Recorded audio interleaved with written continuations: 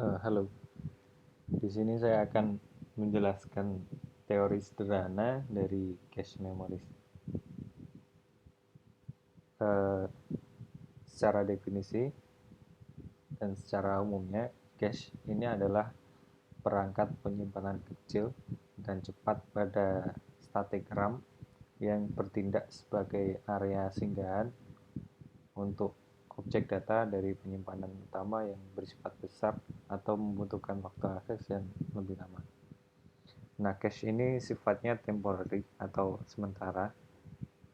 Nah, kalau dalam terminologi hardware, istilah ini biasanya merujuk pada memori yang menjembatani aliran data antara prosesor dengan memori utama atau RAM yang biasanya memiliki kecepatan yang jauh lebih rendah.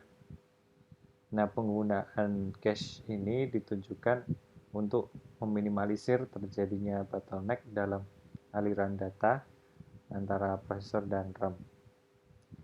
Sedangkan dalam terminologi software, istilah ini merujuk pada tempat penyimpanan sementara untuk beberapa file yang sering diakses.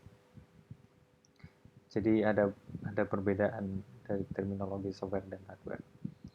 Nah, cache ini pada umumnya terbagi menjadi beberapa jenis dalam hierarkinya, yaitu seperti L1, L2, dan L3. Nah, cache sendiri berfungsi untuk mempercepat akses data pada komputer karena cache menyimpan data atau informasi yang telah diakses oleh suatu buffer sehingga meringankan kerja prosesor.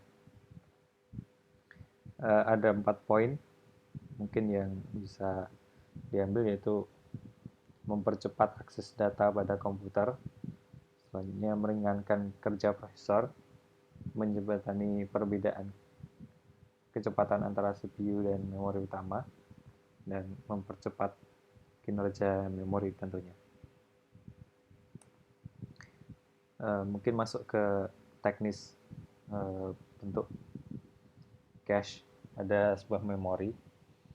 Di sini pada memori, cache adalah array set atau himpunan. Nah, setiap set ini berisi satu atau lebih baris. Setiap baris berisi bit yang valid, beberapa tag bit, dan satu blok data atau satu blok cache kalau di sini. Nah, nantinya ada 3 model cache dalam memori utama, yaitu direct map cache, set associative cache, dan fully associated cache.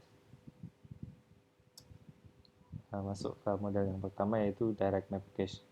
Nah, di sini satu blok cache itu berada pada satu baris, atau satu cache atau satu set itu berada pada satu baris. Dirumuskan yaitu E sama dengan 1.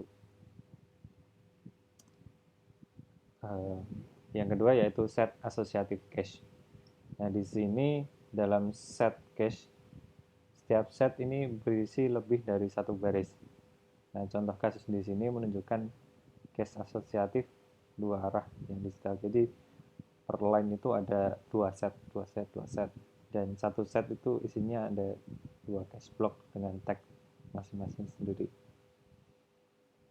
Yang terakhir yaitu fully associative cache.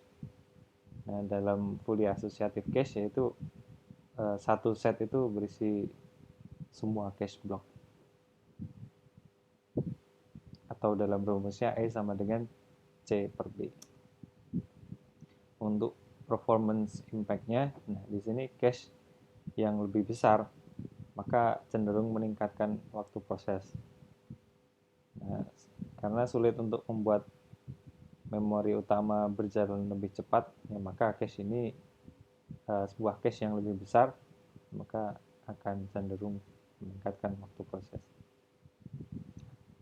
Mungkin sekian dari saya.